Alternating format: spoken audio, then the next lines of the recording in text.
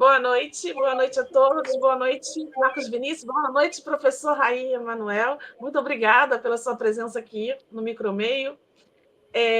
Depois o Marcos Vinícius vai apresentar o Dr. Raí vai falar aqui, ele está falando com a gente hoje do Piauí.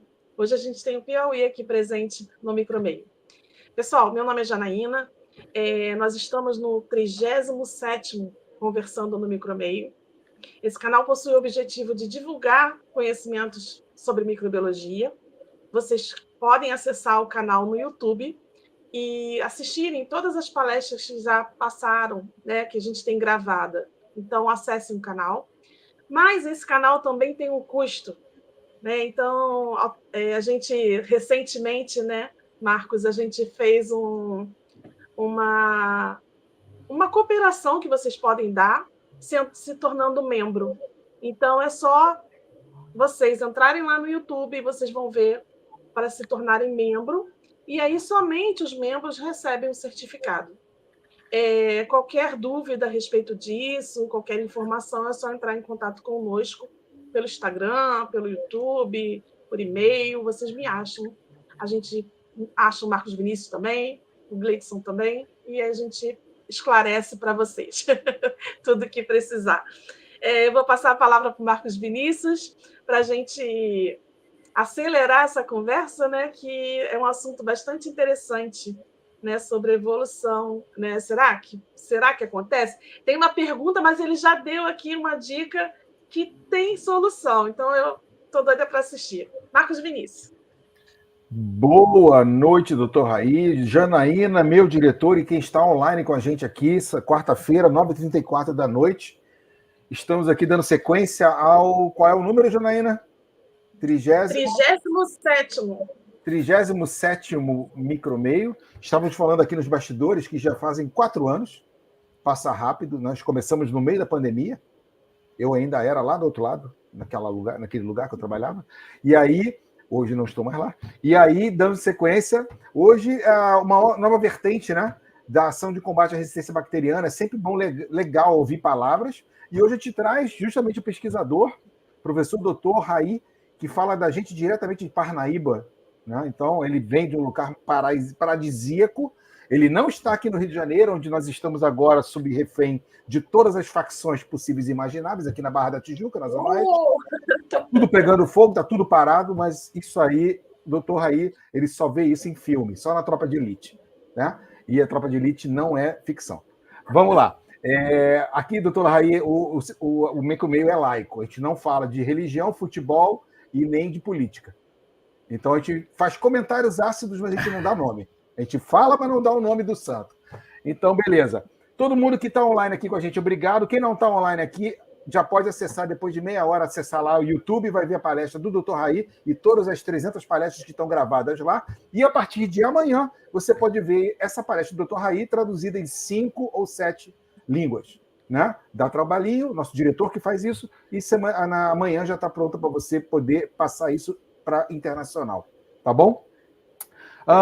Outra coisa, de como a Janaína falou, torne-se membro. Eu não vou falar, eu falava antes que era um cafezinho e pão de queijo, não é nem isso. Um cafezinho com pão de queijo eu paguei R$20 outro dia. E não é isso, você vai pagar muito menos para poder ser sócio da gente. Então é quase um meio pão de queijo para ser sócio da gente e manter o canal funcionando, porque isso aqui não é de graça, né?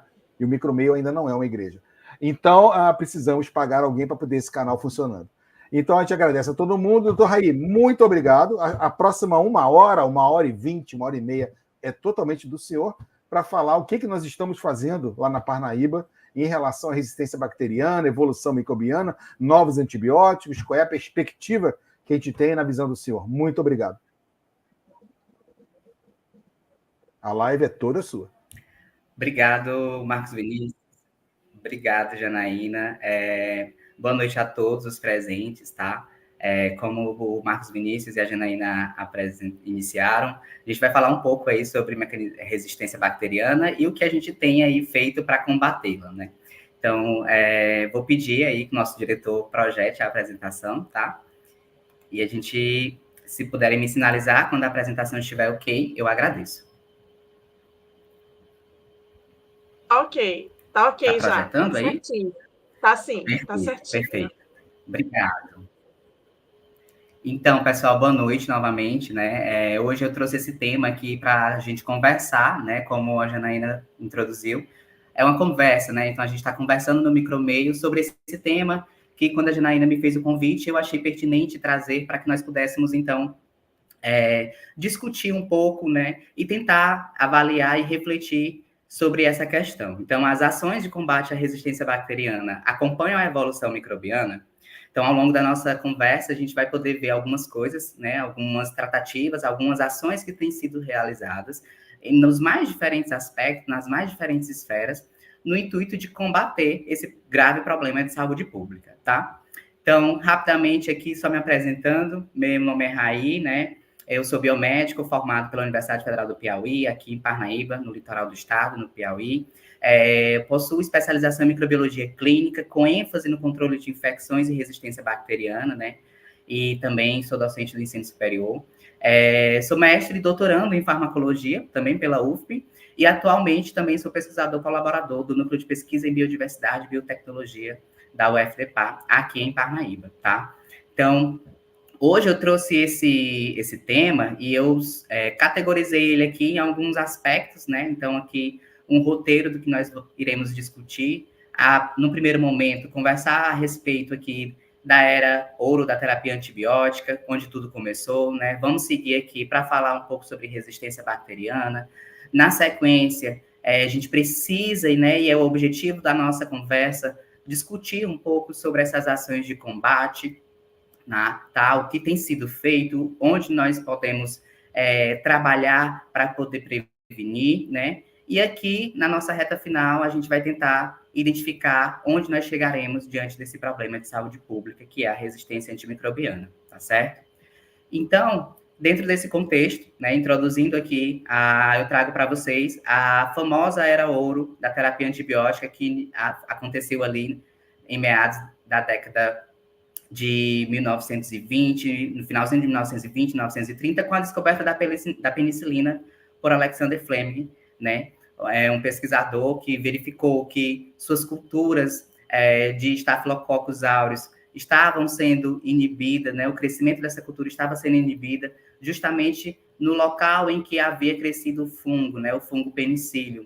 Então, nesse momento, a gente teve aí esse marco da terapia antibiótica, onde foi possível nós, então, já começarmos a observar a produção, né, a partir desse fungo penicílio, a produção da penicilina, ela veio a somar no tratamento de infecções bacterianas, somar no tratamento de infecções provocadas, em especial por espécies de estafilococcus, né, e isso foi um marco da microbiologia, né, então todo mundo, quem trabalha com microbiologia ou quem não trabalha, quem é profissional da saúde, já teve a oportunidade de conhecer, de ouvir essa história, e isso de fato foi uma marca, né, foi um registro muito importante da história da microbiologia em todo o mundo, tá? Então, a ocorrência desse efeito, né, foi de extrema importância, né, justamente para que a gente pudesse, então, ter, na sequência, o desenvolvimento de muitos outros antibióticos.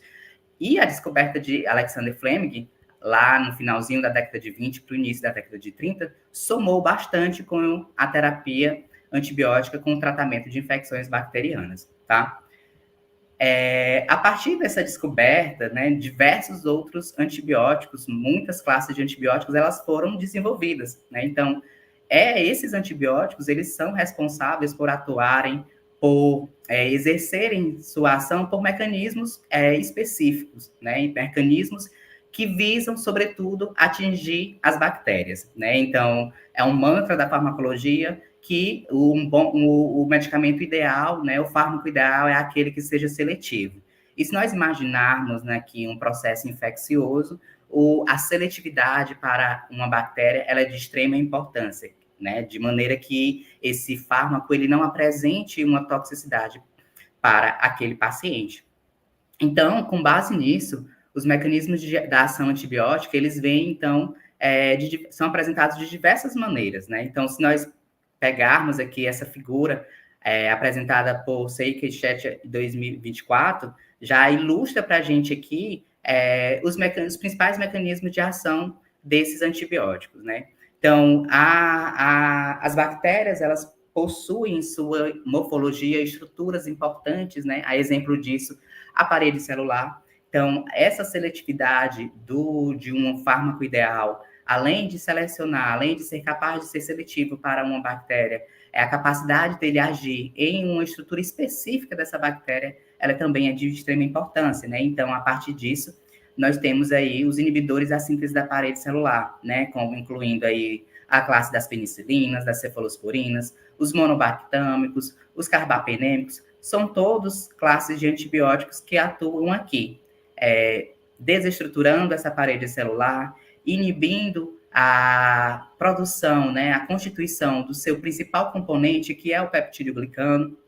Então, a partir desse mecanismo, uma vez que esses fármacos eles conseguem atuar nesse alvo, nós temos aí uma ação importantíssima desses antibióticos frente a essas bactérias, tá?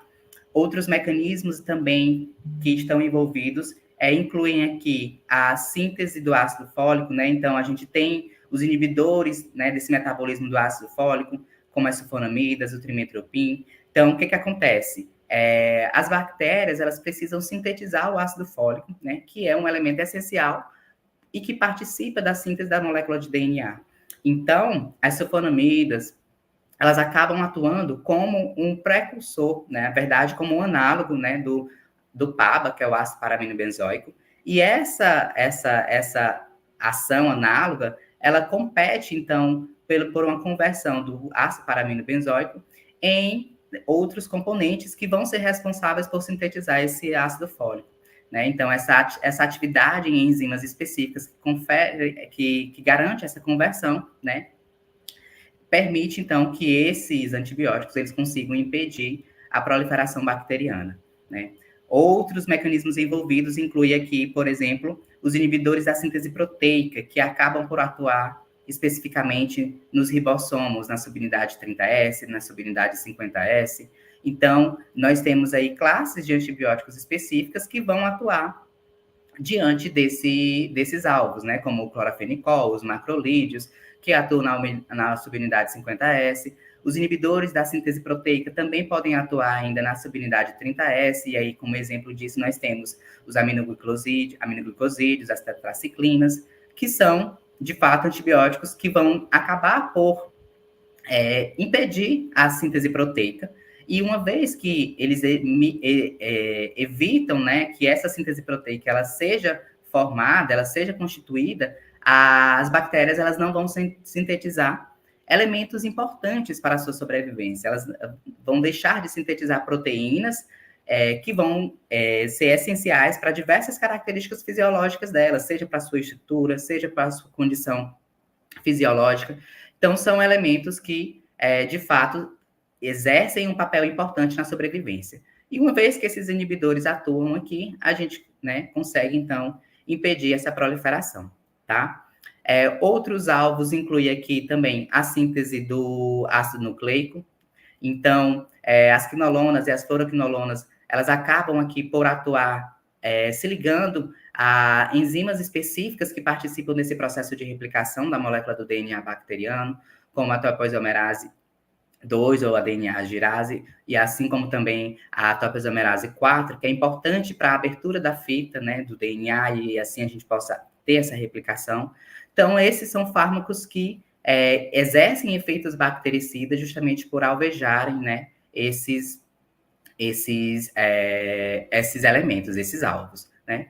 Outro exemplo importante, né, inclui aqui também as polimixina e anfotericina, que são agentes inibidores da membrana, né, da membrana celular, né, acabam interferindo na estrutura da membrana celular, de maneira que essa interferência faz com que essa bactéria ela sofra uma ruptura, né, e essa ruptura permite, então, que o conteúdo intracelular extravase, né, e com esse extravasamento a gente consegue também exercer uma ação antibiótica frente a essas bactérias.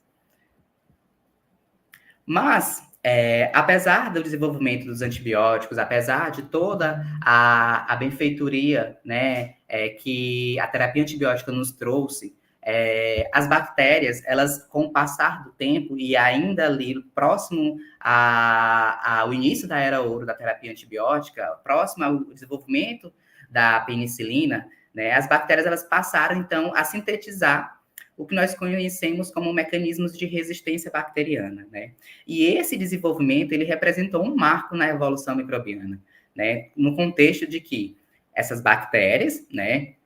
Então, esclarecendo, eu não sei se aqui na live a gente tem, além de profissionais da saúde que já tiveram contato, outras pessoas, né, que também estão querendo conhecer um pouco mais sobre esse problema de saúde pública, mas, na verdade, se nós fôssemos resumir a resistência bacteriana, ela seria um mecanismo de escape.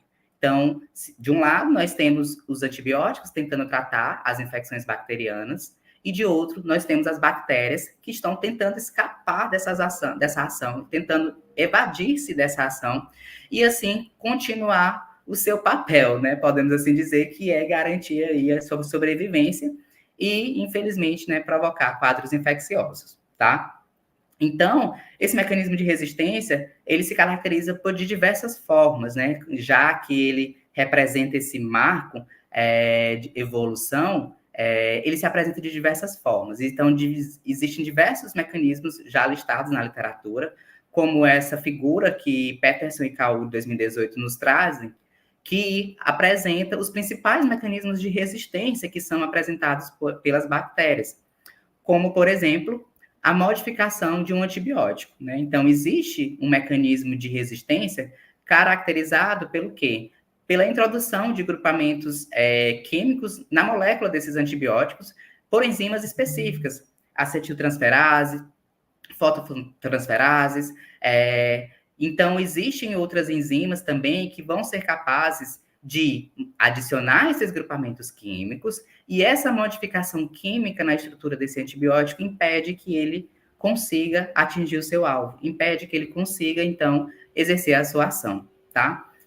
Um outro mecanismo é a degradação antibiótica, né? E nesse caso aqui a gente apresenta, principalmente, como exemplo, as enzimas beta-lactamases, tá? Então, esse mecanismo, que trata-se de um mecanismo enzimático, é um mecanismo importante para essas bactérias, do ponto de vista de que ela, uma vez que presente, né, a bactéria é capaz de sintetizar, capaz de produzir essa enzima, né, mediante a presença de genes de resistência, ela sintetiza essas enzimas, ela consegue, então, produzir essas enzimas de maneira que essas moléculas, né, elas são capazes de quebrar. Então, ela degrada esse antibiótico, destruindo ele, né, se ligando ao anel beta-lactâmico presente na estrutura molecular desse antibiótico, e assim impede que ele também consiga exercer a sua ação, tá? Então, é mais um mecanismo que as bactérias desenvolveram com o passar dos anos. É importante destacar que as beta-lactamases foram uma das primeiras enzimas, né, produzidas pelas bactérias, e, ao mesmo tempo, hoje, apesar de ser as primeiras, elas continuam sendo, né, com o passar do tempo, uma das mais preocupantes, justamente pela sua capacidade de se transformar, pela sua capacidade de se apresentar de diferentes formas e, assim, ampliar esse arsenal de perfil de resistência, tá? Um outro mecanismo também observado na resistência bacteriana é o efluxo do antibiótico. Então, o que acontece? Muitas das vezes, alguns antibióticos, eles precisam adentrar, né, completamente a parede celular, a membrana celular, para ser o alvo, né, e exercer a sua ação no seu alvo específico. Entretanto, essas bactérias, por meio de mecanismo de efluxo, elas conseguem, à medida que esse antibiótico atravessa essas camadas, atravessa a parede celular, atravessa a membrana plasmática, ele consegue, então, expulsar essa bomba de efluxo, como também são conhecidas, conseguem expulsar esse antibiótico. E uma vez esse antibiótico sendo expulso, né, nós não temos aí a sua atividade. Tá? Então, é um dos mecanismos também que são observados. Outro mecanismo envolve aqui a modificação do alvo. Então, o que acontece? Assim como muitos outros medicamentos, os antibióticos, eles também vão exercer a sua ação por se ligarem em alvos específicos, por se ligarem em estruturas específicas no interior da célula bacteriana. E um dos principais mecanismos, um dos mecanismos que também são observados nessas bactérias, é a capacidade delas de modificar esse alvo. Vejam só o quão essas bactérias, elas são, podendo assim dizer, espertas, né? Elas vão modificando o alvo celular, adicionando grupamentos químicos, produzindo enzimas que vão destruir esses antibióticos, tudo para quê? Para evitar que a ação antibacteriana desses compostos seja exercida, tá? Então, a modificação do alvo, ela pode se apresentar por alguns mecanismos que são bem conhecidos na literatura, né? Como, por exemplo, os mecanismos que são observados aqui, principalmente em isolados de Staphylococcus aureus, né? Então, esses isolados, muitas das vezes, apresentam um perfil de resistência aos antibióticos graças ao quê? Graças à produção de um alvo modificado. Então, o que acontece?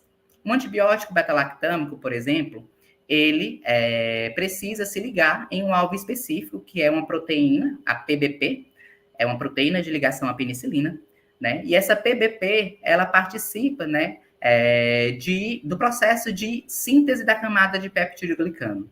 O que é o peptidoglicano? É um componente essencial para a estrutura, né, para a formação da parede celular. E à medida que essas ligações cruzadas elas vão se formando cada vez mais enrijecidas, cada vez mais fortalecidas, essas PBPs participam desse processo, garantindo, então, essa ligação.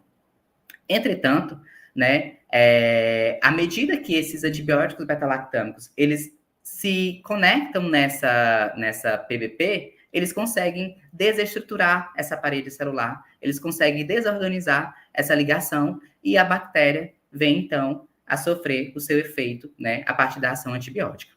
Mas, como modificação desse alvo, né, as bactérias elas são capazes de produzir uma PBP funcional, que vai exercer a mesma função, que vai ter a mesma atividade para ela, de maneira que essa PBP, né, mutada, essa PBP2A, como é conhecida também, ela é sintetizada a partir da presença de um gene, o gene MECA, ela confere, então, essa capacidade de evadir-se da atividade desse antibiótico, tá? Então, dessa forma, essa PBP2A, né, agora uma proteína diferenciada que consegue, então, exercer aquela mesma função de organização da parede celular, os antibióticos não conseguem ligar. Por quê? Porque agora ele tem um alvo modificado.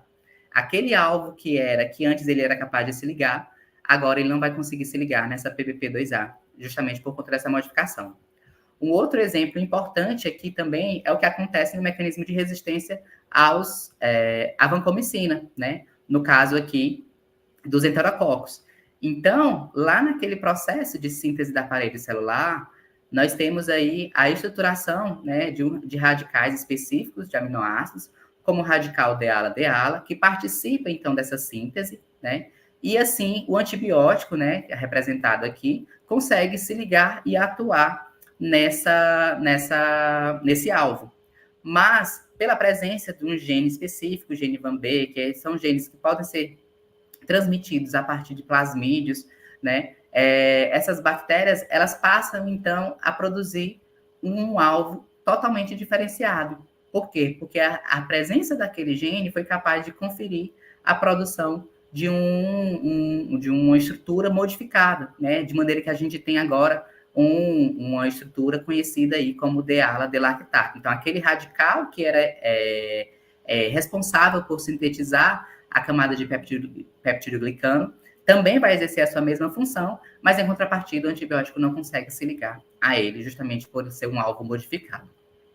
Outra modificação também pode acontecer a nível de enzima, né? Então, a gente tem aqui, aliás, a nível de ribossomo, perdão. Nós temos aqui RNA metiltransferases que vão adicionar grupamentos metis a regiões específicas das subunidades dos ribossomos, e com isso, esse grupamento metil sendo adicionado, os antibióticos também não conseguem se ligar. Então, assim, pessoal, os mecanismos, eles são diversos, tá? São diversos e confere, de fato, essa resistência a uma gama de antibióticos presentes, né, e utilizados na prática clínica, né, no laboratório de microbiologia clínica, tá? Então, diante desse cenário, diante dessa questão do problema da resistência bacteriana, eu não poderia deixar de falar do perfil de resistência bacteriana em relação ao contexto de uma só saúde, ou, né, também conhecido como One Health.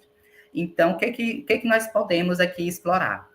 Aquele cenário de perfil de resistência antibiótica, que até então era muito observado aqui no contexto de saúde humana, né, no contexto da transmissão de patógeno multiresistente do ambiente hospitalar para a comunidade, né, e vice-versa.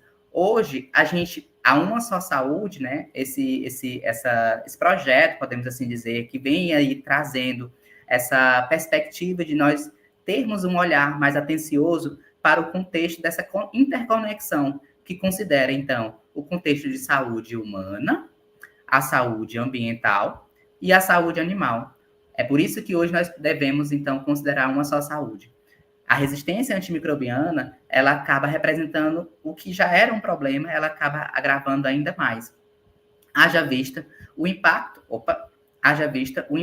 dessa resistência, né, da transmissão de genes de resistência para esses diferentes locais, tanto o ambiente como também a saúde animal. Então, muitas das vezes, muitas criatórios, né, animais de companhia que são criados, né, para comercialização, eles são animais que recebem o uso de antibióticos, seja na ração, seja para o tratamento de infecções, até para prevenir infecções, e isso tem contribuído de forma alarmante para o aumento da resistência antimicrobiana. Então, assim, o problema, ele está migrando cada vez mais, né, para um contexto mais amplo, e esse problema, ele precisa ser combatido, e é por conta disso que eu trouxe aí esse tema para que nós possamos refletir um pouco sobre ele, tá? Mas esse contexto da resistência antibiótica, ele não é algo recente, né? E essa linha do tempo, apresentada por Salam em 2023, traz exatamente isso, né? A resistência antibiótica, ela foi acompanhando o próprio processo de descoberta, de desenvolvimento dos antibióticos, né? Então, aqui em 1920, a gente teve a penicilina, logo em seguida, aqui na década de 40, já aconteceu os primeiros casos de resistência à penicilina. A gente teve aí, entre 1930 e 1940, a resistência à sulfonamida, que tinham sido já sintetizadas ali no início da década de 30. Então, assim, percebam que à medida que os antibióticos, novos antibióticos foram sendo desenvolvidos, né, com o passar dos anos, a resistência antimicrobiana, a resistência bacteriana, ela também foi se manifestando, né, ao longo do tempo, né. Então, aqui, entre 1950 e 1960, a gente começou, então, a observar aquele perfil, né, o famoso perfil dos estafilococos aureus resistente à meticilina, os MRSAs, que é um perfil, né, caracterizado por uma resistência a boa parte, se não todos os antibióticos beta-lactâmicos, a resistência também à vancomicina. Até então, nesse período, a vancomicina era tida como droga de escolha para o tratamento de infecções provocadas por bactérias gram-positivas, mas o mecanismo de resistência, né, produzido, por exemplo, pelo gene VAM-B, foi um dos marcos aqui no início da década de 70, deixando aqui claro para nós o próprio processo de evolução dessas bactérias. Então, percebam, né, que ao longo da minha apresentação, apesar da gente trazer aqui o grande boom dos antibióticos, podemos assim dizer, a gente tem esse problema da resistência bacteriana, que ele só se agrava, tá? Mas aqui, o objetivo é nós refletirmos um pouco sobre a gravidade do problema e avaliarmos também, né, se as ações, se têm sido definidas ações e se essas ações elas estão sendo efetivas, tá certo?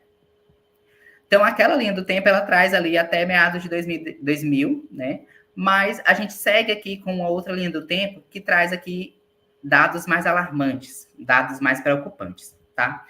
Então, aqui, saltando para 2018, eu trago esse dado no que diz respeito à descoberta da NDM, né? NDM é uma beta-lactamase, né? Uma carbapenemase, na verdade, que confere resistência aos carbapenêmicos. Então, dentro dos mecanismos de resistência, as beta-lactamases, eram enzimas que conferiam resistência aos antibióticos beta-lactâmicos, mas os carbapenêmicos conseguiam, então, tratar as infecções provocadas por essas bactérias. Entretanto, as bactérias elas desenvolveram também enzimas específicas capazes de hidrolisar, né, e de impedir a ação dessa outra classe de antibióticos, que são os carbapenêmicos. Então, em 2018, tivemos aí o marco do primeiro caso, né, de infecções provocadas por uma bactéria portadora, né, dessa enzima, dessa carbapenemase, a NDM. Ela recebe esse nome, na verdade, porque foi descoberta em Nova Delhi, na Índia, né? Então, ela tem características específicas que eu vou poder explorar mais à frente, mas ela é uma metalo-beta-lactamase, né? Que confere resistência a esses antibióticos, a esses carbapenêmicos. Então, na estrutura dessa enzima, no sítio catalítico, ela tem um íon de metal. Então, por ser um metal, ela já se apresenta aí como resistente a uma gama de antibióticos, né? Mas, ao mesmo tempo, ela é uma enzima que consegue ser inibida por agentes quelantes, como, por exemplo, o EDTA, tá? Já que em 2013, alguns anos depois, nós observamos, então, a ocorrência aí de isolados de E. coli contendo resistência à colistina, que era e é uma droga, na verdade, um antibiótico extremamente tóxico, mas já foi observado em 2013 aí a ocorrência de isolados resistentes a esse antibiótico também. Aqui, ainda em 2013, houve o registro de 58 mil mortes de recém-nascidos decorrentes de infecções provocadas por micro-organismos multiresistentes. Em 2015, eu destaco aqui esse plano de ação delimitado e desenhado pela Organização Mundial de Saúde, reconhecendo a necessidade de nós, enquanto profissionais de saúde, enquanto comunidade, enquanto órgãos gestores, né, órgãos de saúde de maneira geral, estabelecer um plano de ação que visasse e que vise, na verdade, combater a resistência bacteriana. No ano seguinte, a gente teve esse marco aqui da indústria farmacêutica, trazendo, então, esse pacto, né? Então, a indústria farmacêutica, justamente com a OMS, já como medida desse plano de ação, foi realizado esse marco, né? E 13 farmacêuticas, né, globais, conhecidas no mundo todo, acabaram aí por assinar esse pacto no desafio de combater a resistência antimicrobiana, né, a resistência bacteriana. Aqui em 2016 também foram registradas a ocorrência de casos de isolados de tuberculose resistente à rifampicina, a droga de escolha. Em 2018, os dados registraram cerca de 33 mil mortes decorrentes de infecções provocadas por micro-organismos muito resistentes. Aqui, em 2019, já teve aí o marco, né, de que aquela NDM, aquela metalo-beta-lactamase, ela exatamente representa aí uma enzima de grande impacto, já sendo registrada em 100 países. Então, só demonstrando aí esse super gene, né, o BLA, que é o que confere a síntese dessa enzima, a produção dessa enzima. E aqui a gente traz os dados preocupantes, né, as perspectivas em função do problema da resistência antimicrobiana. O impacto dele na economia, então, estima-se que até 2030, cerca de 3,4 trilhões, né, do produto interno mundial, ele pode ser impactado por esse problema da resistência, né, e até 2050, nessa linha do tempo, ela nos traz que até 10 milhões de mortes, elas são previstas para o problema da resistência antimicrobiana decorrente de infecções provocadas por micro-organismos multiresistentes, superando até mesmo todos os cânceres juntos. Essa linha do tempo, ela traz esse dado. Mais recentemente, eu vou apresentar um dado mais recente que foi apresentado pela Nature, trazendo a perspectiva, né, desse aumento ainda mais desse número, tá? Adiante eu vou conseguir apresentar para vocês. Não dá para falar de resistência bacteriana e não correlacionar com Covid, pessoal, né? Então, eu trouxe aqui para vocês essa reflexão também a respeito dessa correlação entre resistência bacteriana e Covid. E aí, ao longo do período pandêmico, muitos estudos trouxeram aí a ocorrência, né, de co-infecções e de infecções secundárias, né, em pacientes com Covid-19. Na verdade, se apresentou como um evento que mais permitiu o avanço dessa resistência antimicrobiana. Então, esse artigo, por exemplo, ele traz aqui que de um total de 153 pacientes com COVID, diagnosticados com COVID-19, mais de 70% dos pacientes receberam antibióticos. Vejam só, né? E os antibióticos utilizados incluem aí fluoroquinolona, as cefalosporinas, os beta-lactâmicos, macrolides, né? Dentre outros. Mas a perspectiva, né? O objetivo de se utilizar antibiótico naquela época da pandemia da Covid-19 ia muito ao encontro de se evitar uma infecção secundária, de estabelecer, né, essa prevenção.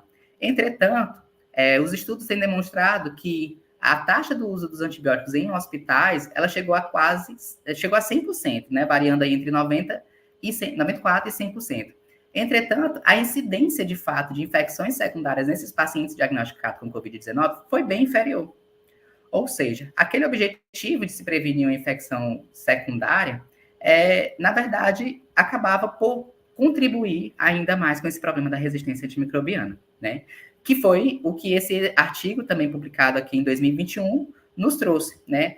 Relatando aqui o aumento da resistência antibiótica durante a pandemia da Covid-19.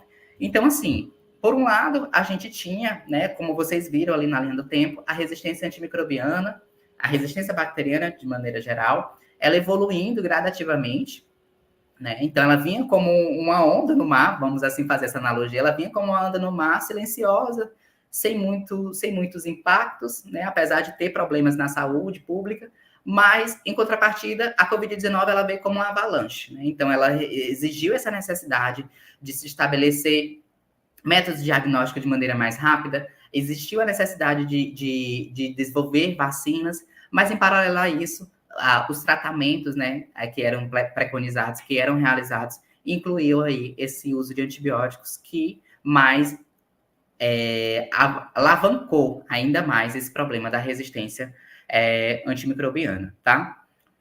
Então, dentro desse cenário, a gente tem alguns perfis de resistência que são característicos e que são importantes de ser destacados, como o que é observado, né, nos estafilococcus aureus resistente à meticilina, que é um dos primeiros mecanismos de resistência observado, a ocorrência, né, de mecanismos de resistência, de perfis de resistência em estafilococcus aureus, que são resistentes ao grupo dos macrolídeos, licosaminas e streptograminas, que são resistências provocadas pelo quê? Provocadas pela presença, né, pela modificação dos alvos desses antibióticos, a própria adição de grupamentos metil nos ribossomos, né, uma vez que esses antibióticos aqui, os macrolídeos, glincosamidas, são antibióticos que atuam na síntese proteica. Esses estafilococcus aureus, eles adicionam, então, esses grupamentos metil por enzimas específicas, RNA metiltransferases, que conferem resistências a ele. Também são observadas a ocorrência de bombas de refluxo, né? Um outro perfil de resistência que também é importante é a resistência à vancomicina, que é observada nos enterococos, como eu comentei com vocês. A produção daquele radical, a substituição do radical D-ala por um radical D-lactato, confere essa resistência e impede, então, que a vancomicina consiga aí atuar nesse enterococos, tá? Isso quando eu falo de bactérias gram-positivas. Quando eu venho falando de bactérias gram-negativas, eu destaco aqui as beta-lactamases, tá? Então, as beta-lactamases, elas representam, então, aqui um dos principais exemplos, né, dentro dos tipos de enzimas produzidas por bactérias gram-positivas. As primeiras, né, que conferiam resistência do tipo penicilinase, que conferiam resistência às penicilinas. Depois, essas enzimas elas foram, então, avançando, foram sendo cada vez mais ampliando o seu espectro, que, como o próprio nome diz, elas têm um espectro estendido justamente por conferir resistência a boa parte dos antibióticos beta-lactâmicos, tá? E como eu comentei na linha do tempo, né? Há aqueles isolados, né, de bactérias gram-negativas, que apresentavam resistência a esses antibióticos beta-lactâmicos, poderiam, então, ser tratadas, né, poderiam ser inibidas com os antibióticos da classe dos carbapenêmicos, né, como imipenem, meropenem, ertapenem, né? Foram antibióticos que eram drogas de escolha para infecções provocadas por micro-organismos resistentes, né, a esses antibióticos a outras classes de antibióticos beta-lactâmicos. Entretanto, né, como marco também desse próprio processo evolutivo, elas passaram, então, a desenvolver a carbapenemase, metalo-beta-lactamase, né, uma enzima que, como eu comentei, contém no seu sítio catalítico uma molécula de zinco, e essa molécula de zinco confere resistência a esses antibióticos, né, incluindo esses carbapenêmicos, tá? E dentro delas, nós temos aí a verona integron metalo-beta-lactamase, a IMP, que é uma imipinemase, ou seja, uma metalo-beta-lactamase que degrada o anel beta-lactâmico do imipenem, né? Assim como também a mais recente, assim, né? Que foi uma das descobertas lá em 2018, a NDM, que foi descoberta em Nova Delhi, na Índia, e que também tem esse sítio catalítico, uma molécula de zinco, que confere resistência aos carbapenêmicos, tá? Então, dentro dessas classes de enzimas, a gente tem aí alguns exemplares que hoje são bastante preocupantes na rotina do laboratório de microbiologia, tá? A detecção dessas enzimas ela é de extrema importância quando se observa no antibiograma esse perfil de resistência, tá bom? Então, são enzimas que têm um impacto grandioso em termos de saúde pública. Outras enzimas também, né, dentro da classe das enzimas produzidas por bactérias gram-negativas, eu destaco aqui a Klebsiella pneumoniae carbapenemase, a famosa KPC, assim como a AMP-C e a OXA, elas são enzimas que contêm, ao invés do sítio, de conter no seu sítio catalítico uma molécula de zinco, um metal, elas contêm, então, uma serina, tá? Então, elas são classificadas de acordo com esse sítio catalítico, e essas três aqui, finais, elas contêm essa serina no seu sítio catalítico. A KPC, né, que muitas das vezes ela é reconhecida como uma superbactéria, mas na verdade essa associação é mais pelo fato de que algumas bactérias elas apresentam, né, a produção dessa enzima e foi assim denominada pelo fato de ter sido encontrada pela primeira vez em um isolado de Klebsiella pneumoniae, tá? Mas ela confere também resistência aos carbapenêmicos. Um outro exemplar é a beta-lactamase de classe C, a AMP-C, que na verdade é uma cefalosporinase que confere resistência às principais cefalosporinas, a boa parte das cefalosporinas de primeira e até terceira geração, tá? E também aos antibióticos beta-lactâmicos, mas alguns outros antibióticos, como alguns carbapenêmicos, né, conseguem, então, exercer ação também sobre ela. De inibir, né? Então, percebam que esse processo de inibição, ele é importante. Então, os antibióticos, eles devem ser, né? Se nós pensarmos no desenvolvimento de um antibiótico, o que é importante? Hoje, eu sei que a bactéria produz todas essas enzimas. Ela tem o seu mecanismo de resistência. Então, agora, o que se torna interessante é eu atacar, né, esses mecanismos de resistência. É eu ser capaz de conseguir alvejar esses antibióticos, essas enzimas, e impedir que essas enzimas degradem, então, os antibióticos, as drogas de escolha que eram utilizadas para tratamento dessas infecções. Uma outra enzima importante também é a oxacelinase, a OXA, né, que é muito importante, muito observada, principalmente em isolados de Acinetobacter baumannii, tá? Então, ela foi assim denominada também por ter sido observada inicialmente que ela degradava, né, o anel beta-lactâmico da oxacilina. Então, a gente tem aí esses diferentes perfis de resistência quando observados, tanto para bactérias gram-positivas, como para bactérias gram-negativas, principalmente num contexto, melhor dizendo, de mecanismos enzimáticos, tá? Diante desse problema, pessoal, eu destaco aqui esse documento, né, publicado agora recentemente, já agora em 2024, pela Organização Mundial de Saúde, né, onde ela lista para nós os patógenos que são tidos como prioritários, as bactérias patogênicas tidas como prioritárias dentro do problema da resistência bacteriana, tá? Então, esse documento, ele apresenta-se como um guia, na verdade, né, que nos ajuda, tanto os pesquisadores, como também aos outros contextos, né, como a indústria farmacêutica, a pensar, né, na produção de novas drogas, de novos antibióticos, que sirvam, então, aí como medidas, como estratégias para prevenir, para controlar esse problema da resistência antimicrobiana. Então, o que a Organização Mundial de Saúde fez? Ela categorizou, né, ela separou em 3 grupos aqui, os micro-organismos que têm uma alta prioridade, né, que eles são aqui categorizados como os micro-organismos do grupo crítico, perdão. Então, dentro desse grupo crítico, né, na lista de prioridade, a gente tem o Acinetobacter baumannii, resistente aos carbapinêmicos, a gente tem os exemplares de Enterobacterales, resistente às cefalosporinas de terceira geração, as Enterobacterales resistentes aos carbapinêmicos. Então, esses três exemplares, na verdade, eles são tidos como micro-organismos do grupo crítico. No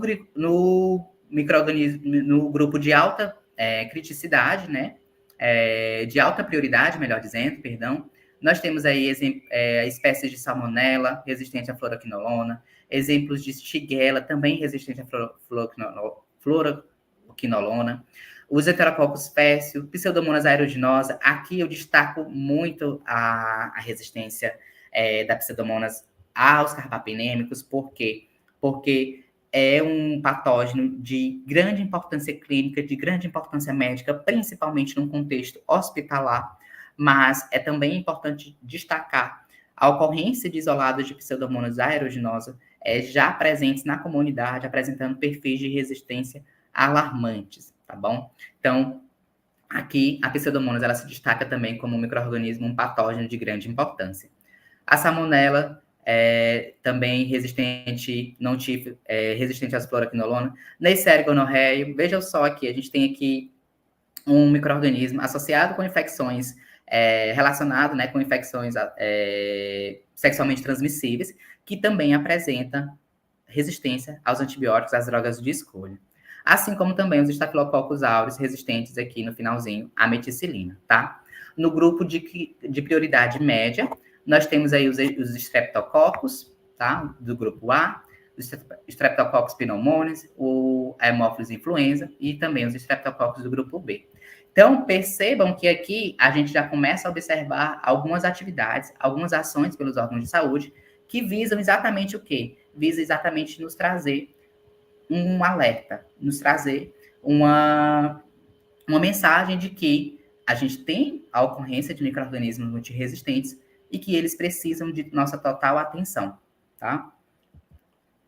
Então, como proposta da nossa conversa de hoje, eu trouxe aqui algumas ações de combate à resistência antimicrobiana que devem ser executadas, que podem ser executadas e que juntas, em conjunto, né, elas podem aí nos trazer ganhos no que diz respeito a esse enfrentamento do problema da resistência antimicrobiana, da resistência bacteriana, tá? Então, nesse artigo do Salam et al. 2023, ele conseguiu sumarizar principalmente algumas atividades, né, algumas intervenções que podem ser executadas e que, somadas em conjunto, nós conseguiremos, então, combater essa resistência antimicrobiana, tá? Então, aqui, os autores, eles trazem o aumento da colaboração internacional. Percebam que ninguém faz nada sozinho, né? E é aquele bom e velho ditado, a união faz a força.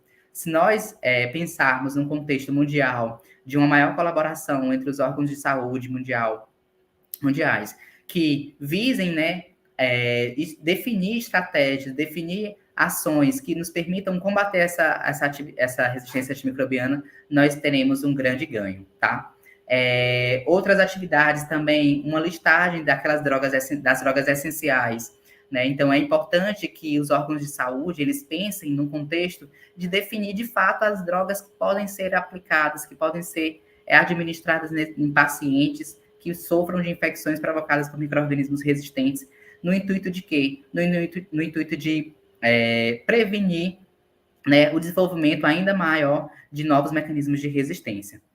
Eu destaco aqui também as pesquisas, né, e o desenvolvimento de novas drogas e vacinas também é importante de se pensar nesse contexto, porque à medida, como vocês viram na linha do tempo, à medida que as bactérias que nós fomos desenvolvendo os novos antibióticos, as bactérias também foram evoluindo com seus mecanismos de resistência.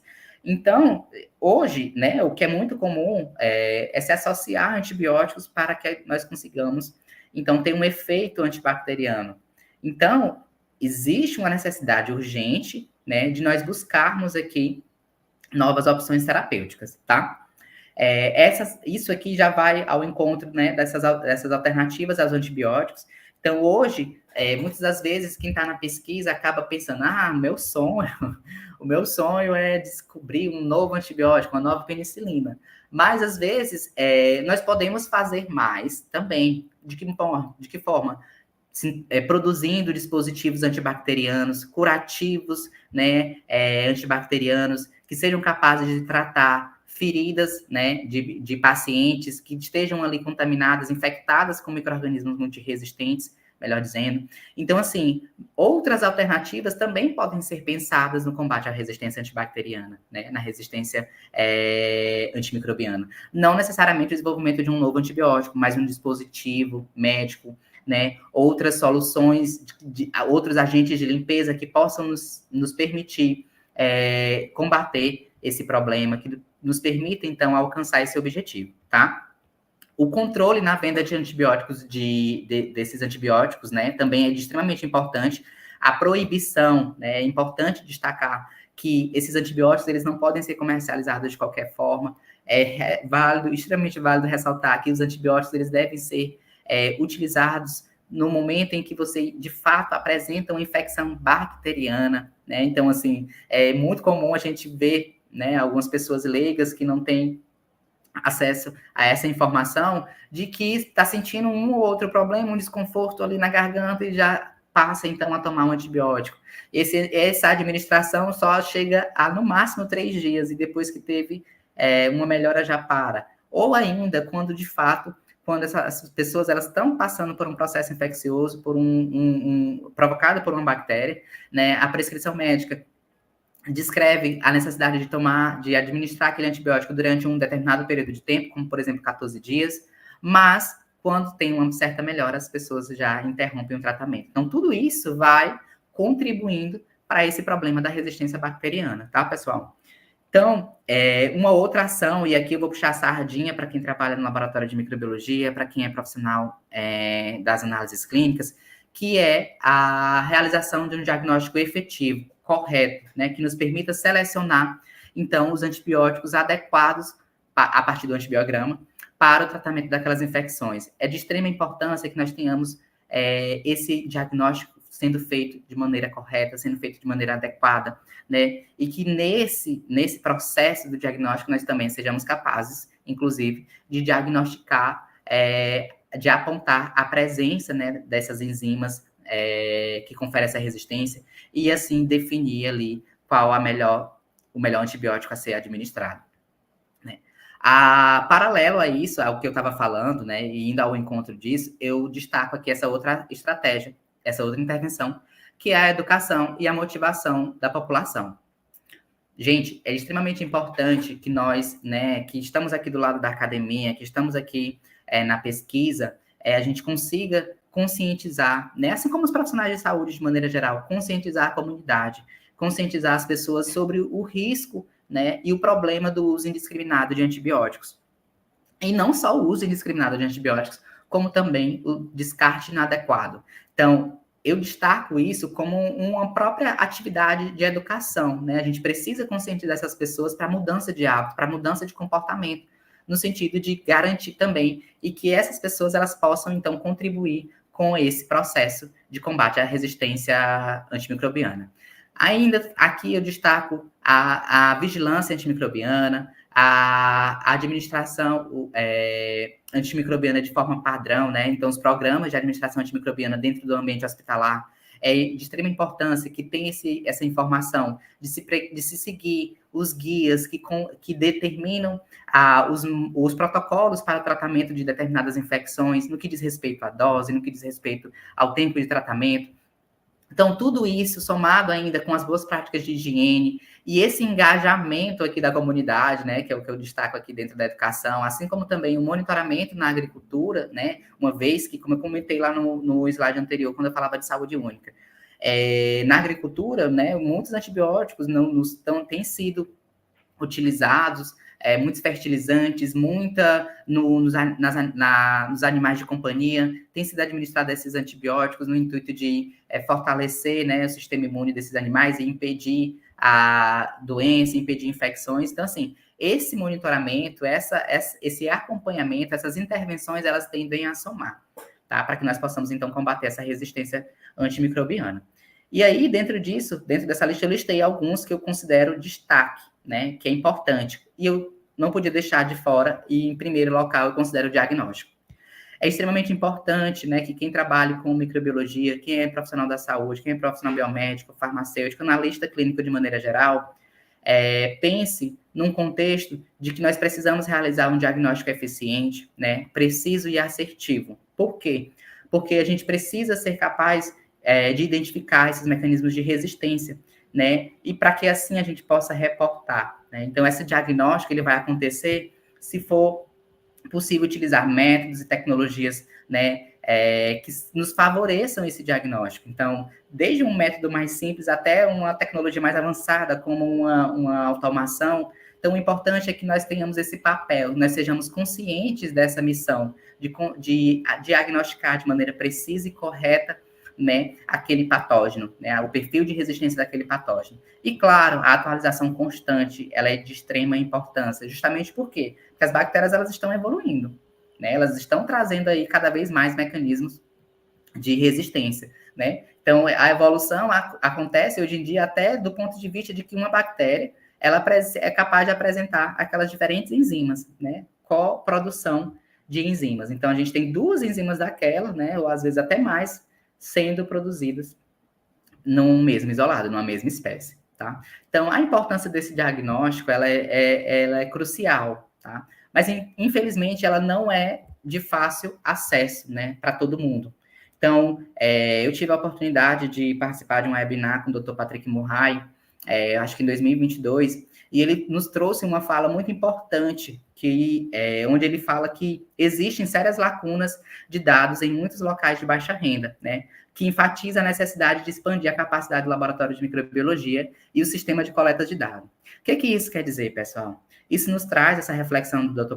Patrick Murray a respeito de uma subnotificação, né? A gente sabe que laboratório de microbiologia não está disponível em todos os municípios, né? Em todas as cidades. Então está presente nos grandes centros, nas grandes cidades, nas cidades de médio porte. Mas e as infecções bacterianas que acontecem no interior do nosso país? Como que elas estão sendo monitoradas? Como que a ocorrência desses isolados multiresistentes está sendo monitorada? A gente não sabe. Então, a gente precisa, de fato, os órgãos de saúde precisam, de fato, entender a necessidade de expandir a capacidade desses laboratórios e, assim, contribuir com o monitoramento desses micro-organismos, tá? Eu ainda também não poderia deixar de falar, né, e aqui eu destaco o papel importante dos órgãos de saúde sanitários e dos comitês, tá?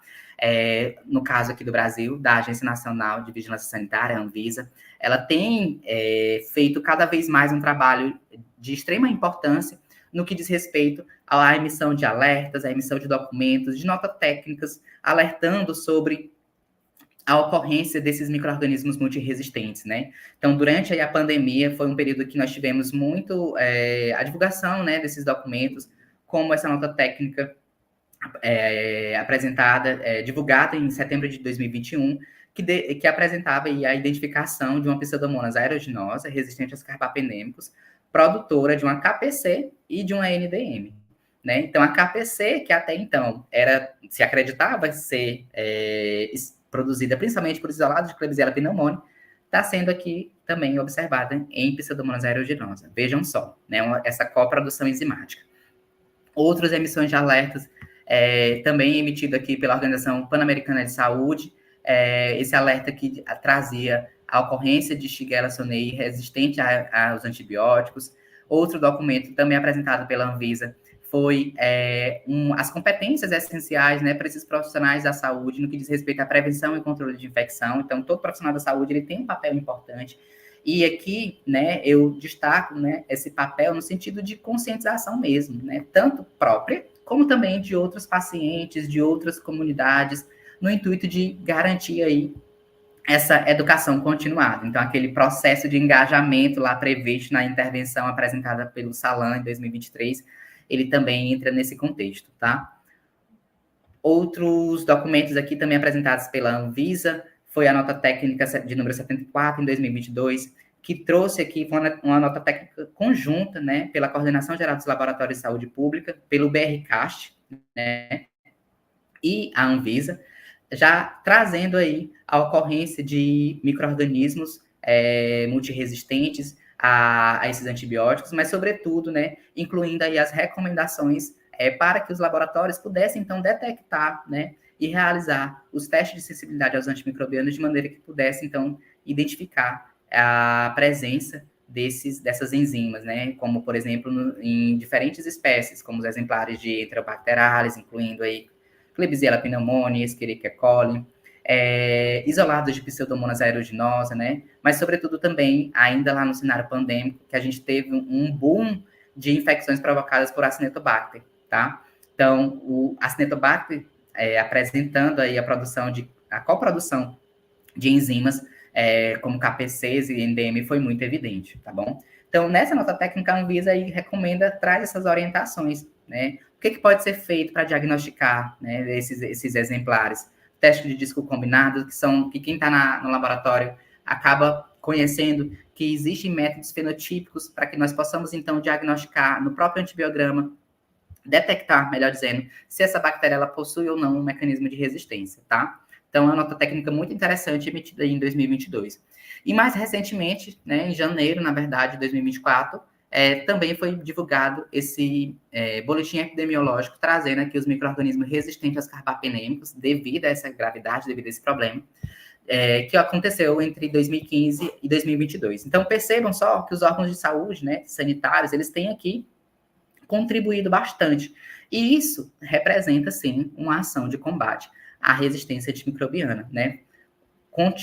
Fomentando aí a informação e trazendo para nós, profissionais de saúde, para a comunidade, esse acesso à informação e aos dados epidemiológicos também. Um outro destaque que eu trago aqui é o papel importantíssimo do BRCAST, atualmente no Brasil, né? Assim, o BRCAST, ele é um comitê, né, formado aí de maneira conjunta pela Sociedade Brasileira de Análises Clínicas, de Infectologia, de Microbiologia, de Patologia Clínica e Medicina Laboratorial, e que, anualmente, eles nos atualizam aí acerca desse cenário, né, no que diz respeito à resistência de bacteriana, atualizando os pontos de corte para os testes de sensibilidade aos antimicrobianos, tá? Então, a reunião anual do BRCAST, para quem trabalha com microbiologia clínica, é de extrema importância para se atualizar, né? Então, aí a gente vê a importância do BRCAST também no contexto de atividades no que diz respeito ao combate da resistência antimicrobiana, tá? E aí, eu trago para vocês também, dentro daquelas intervenções apresentadas pelo Salam, os métodos alternativos, como eu comentei com vocês, existem, sim, tecnologias alternativas para o desenvolvimento, né, de novos antibióticos, de novos produtos antibacterianos, como a tecnologia dos bacteriófagos, né, que são vírus capazes de infectar as bactérias e impedir, né, essa proliferação, a disseminação desse micro-organismo multiresistente. As bacteriocinas, que são produtos, né, do metabolismo, principalmente de Streptomyces, né? Então, acaba que são também componentes que têm um efeito antibacteriano promissor. Outra tecnologia importante é o desenvolvimento de drogas antivirulentas. Então, a gente pensa muito em antibióticos que tentam o quê? Que tentam matar a bactéria, que tentam inibir a sua proliferação. Mas essa tecnologia de desenvolvimento de antibióticos antivirulentos, ela é muito importante também, tendo em vista que os mecanismos de virulência da bactéria, eles também são essenciais para a sua sobrevivência. E aqui eu destaco os produtos naturais, né? Então, assim, nosso país é um país diverso, com uma biodiversidade gigantesca, né? E há muitos produtos naturais, em especial as plantas medicinais, são produtos que apresentam, né, essa capacidade de inibir o crescimento dessas bactérias, apresentam um potencial antibacteriano e antimicrobiano de extrema importância, né? Bastante promissor, tá? Então, ao mesmo tempo, eu destaco aqui o desenvolvimento de nanomateriais. Hoje em dia, a nanotecnologia, ela também já se destaca como uma tecnologia importante no desafio da resistência antimicrobiana, né? Então, a gente tem diferentes nanomateriais sendo produzidos, sendo apresentados na literatura, que tem essa capacidade, né, como nanopartículas de ouro, nanopartículas à base de lipídios, de metal, como a prata, nanopartículas poliméricas, dentre outras composições, dentre outras formulações que visam um único objetivo: inibir o crescimento dessas bactérias e representar uma alternativa ao desafio da resistência antimicrobiana, tá? Essa tabela 3, apresentada pelo ZU em 2024, já nesse ano, ela demonstra que ela apresenta os nanomateriais, né, que já estão aí em triagem clínica, né, como nanopartícula de prata, que já está em fase clínica de triagem 4 e 3, tá?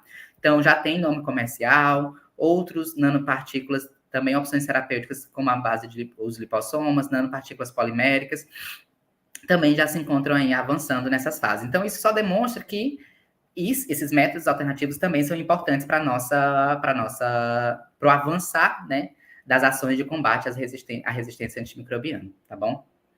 Então, aqui eu destaco algumas publicações que a gente encontra na literatura, alguns trabalhos publicados pelo nosso grupo de pesquisa, né, aqui em Parnaíba. Então, esse trabalho foi um trabalho oriundo do meu projeto de mestrado, né? Então, no meu mestrado, nós trabalhamos com uma quinona, né? Um componente presente no cerne do caule de uma planta endêmica aqui na região do Ceará, né? A Oncocalyxona A. E essa substância, ela apresentou um potencial antimicrobiano e antibiofilme promissor contra uma diversidade de bactérias gram-positivas, tá? E alguns exemplares de bactérias gram-negativas também. Outros estudos têm demonstrado aqui o efeito, né, antibiofilme e antimicrobiano de nanopartículas sintetizadas com extratos vegetais, né, apresentando efeito aí contra importantes micro-organismos, como Enterococcus fecalis, né? E também eu destaco aqui o trabalho da doutora Aline, aqui em Parnaíba, né, que durante seu doutorado ela identificou aí o esquelenol C, né, um derivado presente na fração aquosa de terminália falcifolia, uma espécie endêmica também aqui no Nordeste, e esse componente, né, constituinte majoritário dessa fração, né, desse produto, desse derivado da planta, também acabou sendo utilizado, né, a fração foi utilizada para sintetizar nanopartículas de prata, que também demonstraram potenciais promissores contra fungos e também contra bactérias, tá? Outra revisão trouxe aqui para a gente o potencial antibiofilme, né, das nanopartículas de prata contra os micro-organismos dos grupos do escape, né, que contempla aí os enterococos, né, os estafilococos, as klebsielas, o acinetobacter, pseudomonas e o enterobacter, né? Então, um grupo importante de patógenos que são muito associados com perfis de resistências também, tá? E, mais recentemente, né, eu trouxe aqui, eu acho que bastante pertinente trazer, né, e divulgar aqui essa plataforma que foi recentemente lançada no nosso país, que é o VigiRAN, né? O VigiRAN, ele é um projeto, na verdade, que visa justamente fortalecer esse sistema de vigilância da resistência antimicrobiana aqui no Brasil, né? Então, é um projeto bastante interessante, onde muitos cursos vão ser realizados, estão sendo realizados, né? A partir dessa plataforma, a gente vai conseguir exatamente monitorar realizar essa vigilância no que diz respeito à resistência antimicrobiana no Brasil. Então, ele foi criado justamente para fortalecer esse sistema, né? Para monitorar de maneira eficaz e, assim, prevenir e combater o problema aqui no nosso país, tá? Então, fica aí o link de acesso também para o VigiRAN, tá? É uma plataforma que foi lançada recentemente e tem aí vários cursos sendo divulgados, sendo realizados lá na plataforma, que eu acho bem pertinente quem trabalha na área de microbiologia também conhecer e acessar, tá bom? Mas essa vigilância, pessoal, ela não é realizada somente, né, através disso. Então, nós que estamos aqui do lado da academia, a gente também tem um papel importante de monitorar isso. E esse monitoramento, ele também nos permite aí divulgar esses dados, né, a partir da publicação de artigos científicos, né? Então, essas colaborações nós realizamos aí com o campus da UFP em Teresina. Então, aqui já inclusive contemplando o contexto de saúde única, nós avaliamos aí o perfil epidemiológico de otite canina, né, e de gatos também, um hospital de pacientes, de animais, na verdade, atendidos no hospital universitário, né, hospital veterinário universitário. Então, a gente avaliou os dados desses prontuários no intuito de quê? No intuito de avaliar o perfil de prescrição de antibióticos, mas, sobretudo, se esse diagnóstico ele tinha sido realizado de maneira correta, né, e a partir disso, a gente conseguir, então, definir, ou pelo menos propor estratégias para que esse atendimento ele fosse realizado de maneira mais assertiva, né.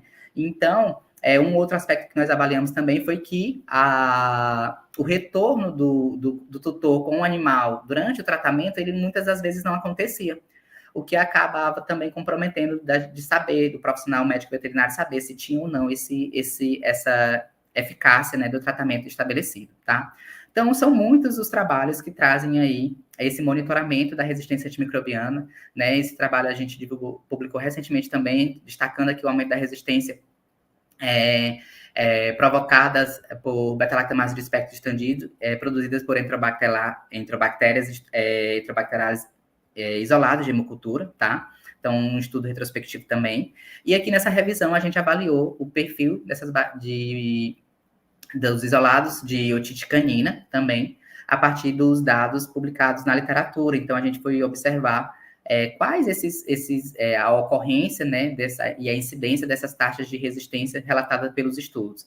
E assim propor também auxiliar, ou pelo menos auxiliar, na definição de estratégias, né, a partir do momento em que os órgãos de saúde possam, então, estabelecer essas ações e assim contribuir com o problema da resistência antimicrobiana, tá? As ações educativas, a gente não pode deixar de destacar, né? Elas são de extrema importância para esse processo, para essa atividade, né, de combate à resistência antimicrobiana. A gente tem aí o Dia Mundial de Higienização das Mãos. A higienização das mãos, ela é uma atividade, uma prática bastante efetiva no contexto de eliminar patógenos, né, eliminar bactérias e higienizar corretamente as mãos, né, e minimizar a ocorrência de transmissão desses patógenos.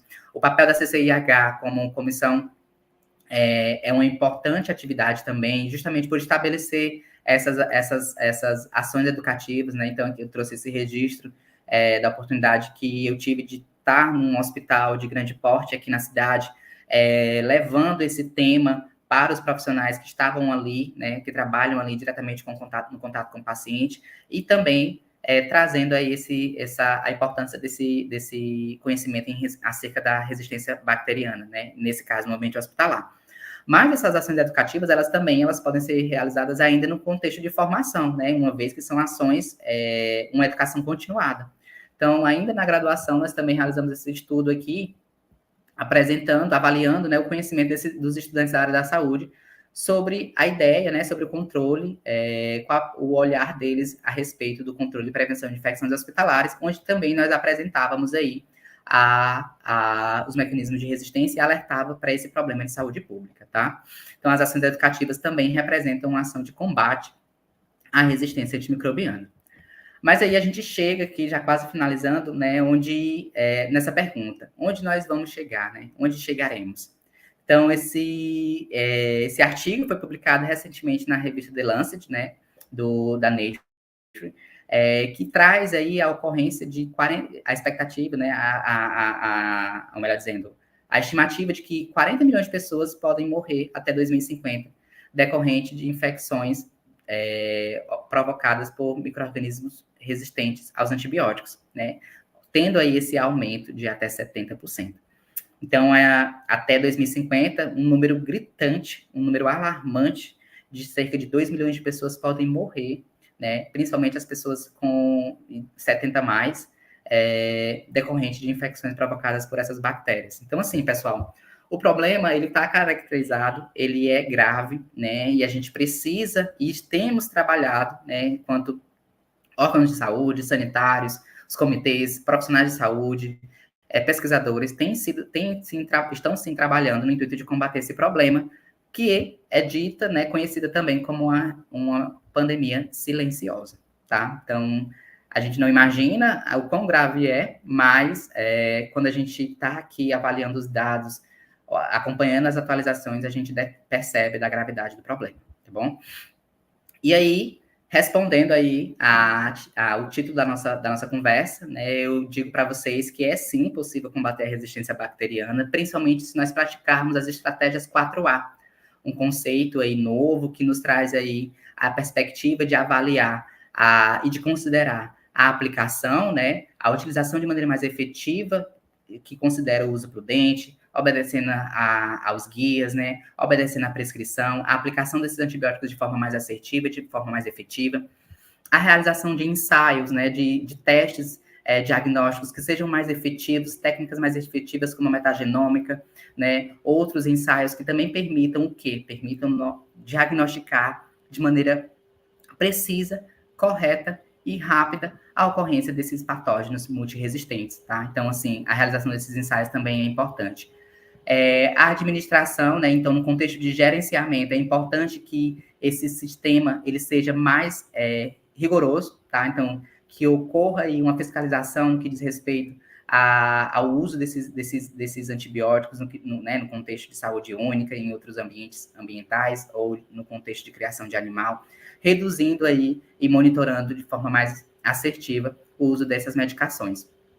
E não menos importante, como eu destaquei aqui para vocês, a realização dos métodos, a descoberta, né, ou a busca por métodos, tecnologias alternativas, né, como novos agentes antibacterianos, com foco, como eu comentei, nos mecanismos de resistência, né, como a bomba de efluxo, né, a utilização de tecnologias que propiciem, né, o desenvolvimento de vacinas, ou ainda também aqui a tecnologia dos bacteriófagos, né, e também as imunoglobulinas, como os anticorpos monoclonais, que possam aí trazer avanços no que diz respeito à resistência bacteriana, tá? Então, as estratégias 4A, elas podem sim somar conosco, então eu deixo aqui essa mensagem para vocês, que é importante nós seguirmos essas estratégias para que a gente possa efetivamente combater.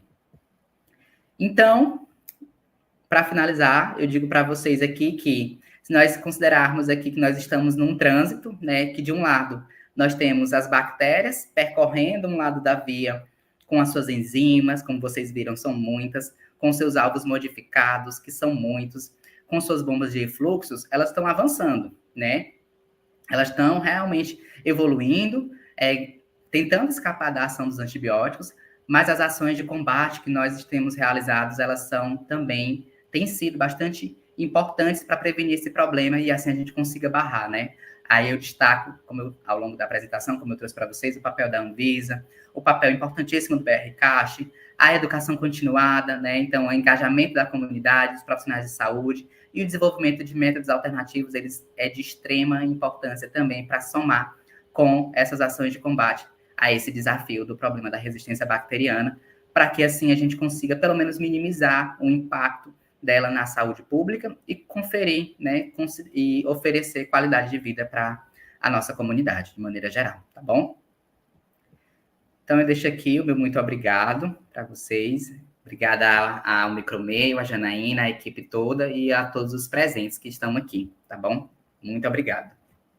Nós que agradecemos, né? Uma aula de resistência preocupante, como sempre, né? A gente tem essa preocupação também aqui no Micromeio. A gente já teve diversos palestrantes falando sobre o assunto, mas esse apanhado geral, né? Assim, quando a gente fala, né, que elas estão numa corrida quase que tecnológica, né? De mecanismo que avança absurdamente, mas a gente fica com a consciência de que, fato, a gente tem pesquisadores aí empenhados nisso, e eu acho que, como a gente falou nos bastidores, precisamos ter dinheiro, né, investido para colocar isso no real, né? Dinheiro é uma parte. Prática. Dinheiro é um pedaço, óbvio, importante, mas não é tudo. Não é tudo, aí, mas Jana, as pesquisas a gente tem, os dados a gente já tem também, né? Então eu acho que esse incentivo, eu acho que pode vir, porque a gente já viu inúmeros trabalhos aqui, inclusive o pessoal que tem interesse em nanopartículas, a gente tem algumas palestras sobre nanopartícula, algumas outras lives. Para a gente passar para as perguntas, né, Marcos, que a gente sempre... Temos uma pergunta do Ryan. O resto é só elogio. Eu acho que o doutor Raí pediu para a galera que ele dá aula fazer um monte de elogio, porque tem umas 30 pessoas elogiando ele aqui, mas, doutor Raí, pode ser, a gente permite fã-clube aqui, todo mundo tem fã-clube aqui. Tá? O Ryan perguntou aqui como combater ou mesmo atenuar a resistência bacteriana que acontece no ambiente hospitalar, que é justamente esse último slide, né, que você mostrou aí, o penúltimo slide. Né? Na teoria... Na teoria, principalmente, assim, eu considero muito importante o fato do diagnóstico correto, né? Então, como a ideia que o Dr. Patrick Murray nos trouxe lá na webinar, capacitar os laboratórios, né? Oferecer tecnologias para que a gente consiga diagnosticar a ocorrência, né, detectar esses patógenos multiresistentes no ambiente hospitalar, mas, sobretudo, também a ação educativa. Eu acho, assim, que eu sou muito defensor da educação, então, assim, eu acho que a educação transforma, e essa educação continuada no contexto da resistência antimicrobiana, no contexto hospitalar, como eu trouxe ali o registro de um evento que eu participei, ele é muito importante, porque a gente aproxima aquele profissional da saúde do problema. E aí a gente consegue sensibilizar ele. Então, a gente consegue engajar ele de maneira que nós consigamos, então, ter êxito, né? No sentido de fazer com que aquela equipe ela também participe desse processo de prevenção, né? De combate à resistência antimicrobiana. Mas, sem dúvida, tudo vai começar pelo correto diagnóstico dentro do laboratório de microbiologia. Obrigado pela pergunta. Fala, Jana. Obrigada pela participação, pela pergunta também. Eu tenho, na verdade, uma só pergunta, eu não posso deixar de fazer, né? Na verdade eu não é nem deixar do senhor deixar comentado aqui, né? Que é em questão à colonização, né? O paciente está dentro do hospital e ele tem uma bactéria multiresistente. Aquela bactéria não causa infecção, ele tem alta com aquela bactéria. Eu queria que o senhor comentasse um pouquinho sobre isso, para o pessoal que está assistindo a gente, que às vezes tem essa dúvida, né? Vai com a bactéria multiresistente para casa e... E aí é onde mora o perigo, né? É aí onde mora o perigo, né? Essa disseminação para a comunidade, né? Eu acho, assim, que é um fato importante, é um aspecto importante que deve ser considerado, no sentido de que a disseminação, né? A gente tem aí cada vez mais a ocorrência de isolados, né? Por exemplo, pseudomonas, dentre outros patógenos, que são, no geral, patógenos que são detectados principalmente no ambiente hospitalar, mas acaba migrando para a comunidade devido a isso, né? Então, assim, somado a isso, o fato de que, numa eventual outra ocorrência de uma infecção, esse micro-organismo, né? Esse paciente, perdão, ele pode vir ainda fazer um uso de forma incorreta desse antibiótico, e o que vai acabar agravando ainda mais, né, e contribuindo para o desenvolvimento de mecanismos de resistência dentro desses patógenos que são levados, podemos assim dizer, desse ambiente hospitalar para a comunidade. E aí, de fato, já vai entrar no contexto de saúde única, né, de uma só saúde, de contaminação do ambiente, de contaminação do ar, do solo. Então, assim, o problema, ele só tende a agravar, né. Eu quero te agradecer imensamente, né? Eu não sei se surgiu alguma outra pergunta, mas a gente está na finalização. Não, só realmente eu quero agradecer a presença da doutora Aline Araújo, que está aqui conosco desde o início, fazendo comentários. A doutora Aline já tem uma live gravada com a gente. Muito obrigada, doutora Aline, pela sua participação. Inclusive, o pessoal que tem interesse, vai lá e assiste a aula da doutora Aline também. Eu quero agradecer a todos que estão aqui participando, né? Quero agradecer ao Marcos Vinícius, ao nosso diretor, e especialmente ao professor Raí Emanuel, que dedicou o tempo dele numa aula exemplar, numa aula didática, numa aula que fez a resistência ficar fácil, que não é fácil estudar mecanismo de resistência, não é fácil, e numa aula tão didática, de tão fácil entendimento. Muito obrigada pela sua didática, muito obrigada pelo seu tempo dedicado ao canal. Eu queria só dar um pontuado aqui, Jana, em 3 pontos que ele falou, só para fechar no contexto. Sim, pode, claro. 3 pontos Desculpa, fundamentais. Marcos, eu não aqui. perguntei, né? Que eu sempre pergunto, né? Marcos, tem alguma pergunta? Estava me cortando já, olha, poxa vida. Agora, depois dessa, eu não vou nem falar mais. Desculpa. Vou nem falar mais agora. Não, Sua pergunta é importante. Eu acho que... Não, são considerações. Eu acho que em cima do contexto que você falou aí, de 1h30, de 1h e 24 minutos que a gente está falando agora, quem está aqui realmente está interessado. Acho que é uma palestra que atinge várias pessoas, né? Eu acho que você falou de One Health, né? Saúde única. Eu acho que isso é fundamental. Toda vez que alguém fala de One Health aqui, eu viro fã. Por quê? Porque a gente não tem como descontextualizar hoje o ser humano, de onde ele vive e o que envolve o ser humano. Então, ainda mais depois do Covid, né?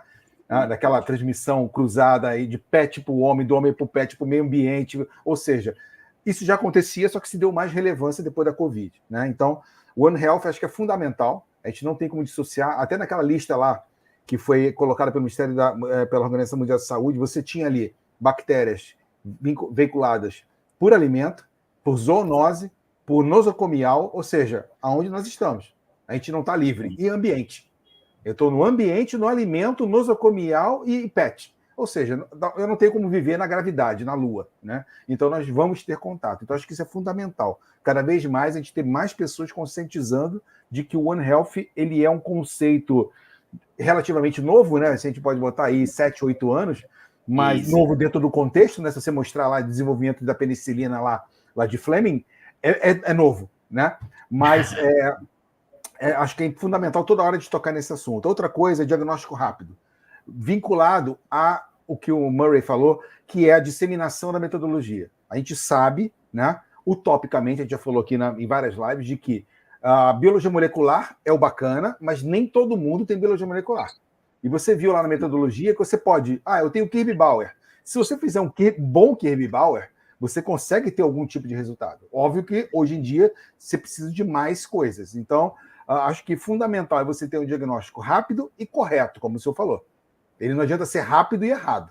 E Sim. mais do que ele ser rápido. Então, porque a gente sempre discutiu aqui, todo mundo quer mal de TOF. Aí eu trabalhei, né, um tempinho atrás, pouquinho tempo, como fornecedor, né? E aí eu tinha contato com todo mundo, e todo mundo assim, Marcos, eu quero mal de TOF. Aí eu falava assim, para que você quer o mal de TOF? Qual é a tua importância de mal de TOF? E hoje a pergunta nem é do mal de TOF, porque o mal de TOF virou coisa passada. Já tem 14 anos que a gente lançou o mal de TOF no Brasil, e aí agora não, agora todo mundo quer biomol. Agora eu quero biomol, eu quero diagnóstico em 1 hora, PCR real time. Para quê? Porque, na verdade, o diagnóstico rápido, ok. Mas mais importante do que isso é o que eu faço com isso. Né? Então, a gente está todo mundo envolvido hoje em palestras, você falou, eu saí de uma palestra, semana passada eu estava em São Luís, numa palestra dentro do HU, e, tipo assim, envolvendo CCH, farmácia, estudante, medicina, médicos internos. Tipo, eu tenho um diagnóstico rápido, o que eu faço? Né? E aí, hoje, dentro de qualquer palestra, você fala assim, escalonamento de antibiótico. Porque isso é fundamental, porque não adianta eu ter o resultado do mal de TOF em alguns minutos, né? Diretamente da hemocultura, por aí vai, ou eu tenho PCR de 1 hora, show de bola. Identifiquei que é tuberculose resistente à rifampicina. Show. Identifiquei que é uma Klebsiella KPC. Show. O que eu faço com isso no hospital? Mantenho do jeito que está?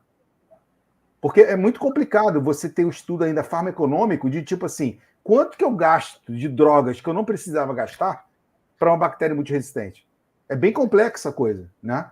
Mas acho que é fundamental todo mundo estar nisso. E o outro, só para finalizar, Jana, que é a informação.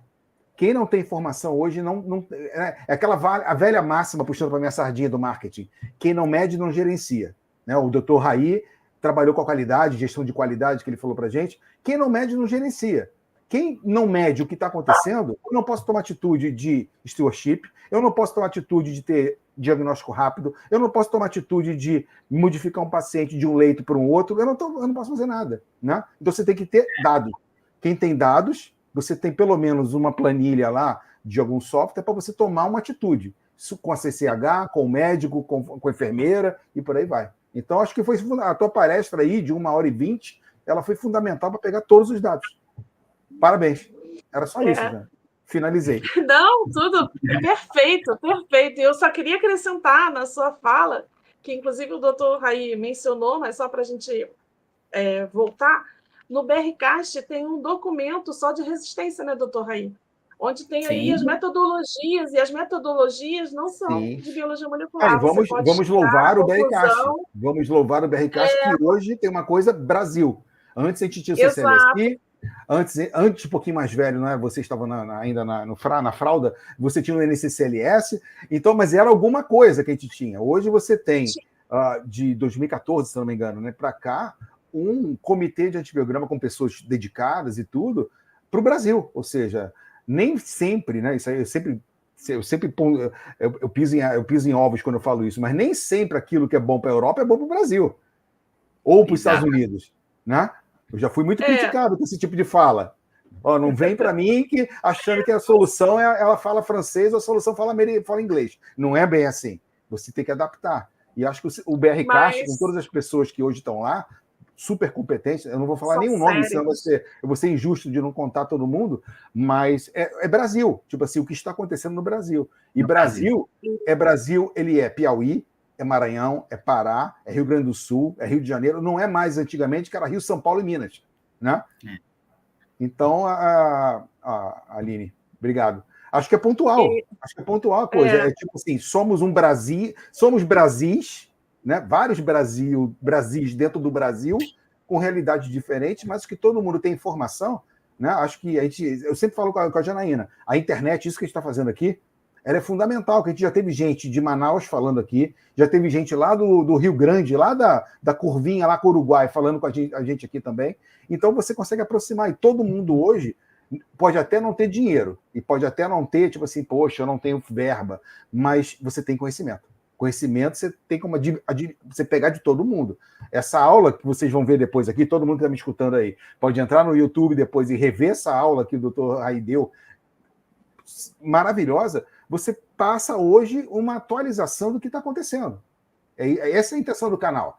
O canal aqui é para trazer informação. E quanto mais informação recente, melhor. Porque, lembra, Jana, que a gente falou? Aquilo que a gente falou lá em 2020, no meio da pandemia, hoje já é outra coisa. Já mudou a coisa, já mudou a pertinência, já mudou. Estamos focando em outras coisas. E talvez, se o doutor Raí voltar aqui em 2025, né, já está convidado para voltar, em 2025... Já está convidado. Eu ia falar isso, Marcos. Talvez ele fale assim, olha, aquilo que eu apresentei lá Aline, a Sara em outubro, não é aquilo mais. Gente, já mudou. Agora o conceito é outro, tem agora uma vertente de outra coisa. Talvez seja a nanopartícula. A nanopartícula talvez se faça uma disseminação tão grande. Entendeu? Então, a gente não sabe o que vai acontecer. Né? Era só isso. Muito obrigado. Muito obrigada, Marcos. Doutor Raí, voltando e finalizando, né? Muito obrigada mesmo. O senhor está super convidado a retornar, depois a gente conversa sobre isso, uma nova data. E muito obrigada pela sua apresentação. Eu vou ficar falando muito obrigada mesmo. Vamos finalizar já, são 9h05 já, Janaína. Vamos... a gente costuma fazer uma dinâmica, né? E o Marcos vai dar o recado. E depois o senhor fecha o canal, e aí pode dar seu telefone, pode deixar uma mensagem para a comunidade, pode falar o que o senhor desejar. Tá os fãs dele já estão aqui no chat. Os fãs já estão aqui no chat. Agradeço, doutor Raí, Janaína, todo mundo que está online aqui, todo mundo que vai ver a partir de amanhã, quando quiser, a hora que quiser, lá no YouTube. Não deixa de ser sócio da gente, são R$ 4,99, você não compra nenhuma bala com R$ 4,99. Você vira sócio do nosso canal e permite que o Micromeio persista durante mais alguns anos aqui na plataforma para a gente trazer informação, ok? Então se inscreva lá. Quem se inscrever tem direito ao diploma, então você pode ter aí dentro das lives da gente todas as horas assistidas de live, tá bom? E, doutor Raí, o senhor fecha a live de hoje. Obrigado. Eu que agradeço, pessoal. Janaína, né? Marcos também. Muito obrigado pelo convite. Assim, foi um prazer enorme contribuir com o canal de vocês. Eu vim acompanhando o Micromeio pelo Instagram e aí coincidiu, né, da doutora Aline, que está aqui conosco. Doutora Aline, eu acabei não comentando anteriormente, mas a doutora Aline é minha co-orientadora de doutorado, uma profissional exemplar, assim, a gente está todos os dias no laboratório, trocando ideias, vendo artigos e pensando em novos projetos, em novas ideias para a gente desenvolver aqui no nosso laboratório, no nosso grupo de pesquisa, né? Então, assim, é um exemplo, assim, gigantesco para mim. Sou muito grato a ela. Obrigado vocês pelo convite, obrigado todo mundo que está aqui assistindo a live, assim, eu divulguei amplamente, pedi para os amigos divulgarem. Vamos, galera, vamos assistir, vamos falar sobre microbiologia, sobre resistência bacteriana. divulguei para uma ex-professora Legal. minha também no UFTM, então, assim, divulgando o canal, divulgando projetos de suma importância que o micromeio tem, que é essa atualização, né? Em microbiologia, assim, a gente costuma dizer que tem um número pequeno de profissionais na microbiologia ainda, né? Então, acaba que é de extrema importância que a gente consiga disseminar isso. Então, acho que o objetivo hoje da minha aula era esse, trazer essa reflexão, sobretudo, que apesar do problema da resistência bacteriana, nós estamos caminhando para a páreo ali com ela para combatê-la, né? Haja visto o impacto dela em termos de saúde pública. Então, muito obrigado, Micromeio, Janaína, Marcos, o diretor também que está aqui conosco no bastidor, e a todo mundo que está aqui assistindo a live. Obrigado, pessoal. Até a próxima. Beleza. Tchau, tchau. Amanhã tem mais. Amanhã, 7h30, teremos outro assunto trepidante com outro palestrante para falar com vocês, tá bom? Obrigado, até amanhã. gente. Tchau, tchau. Tchau, pessoal. Tchau, tchau. Muito obrigada. Tchau. Obrigado. Até mais.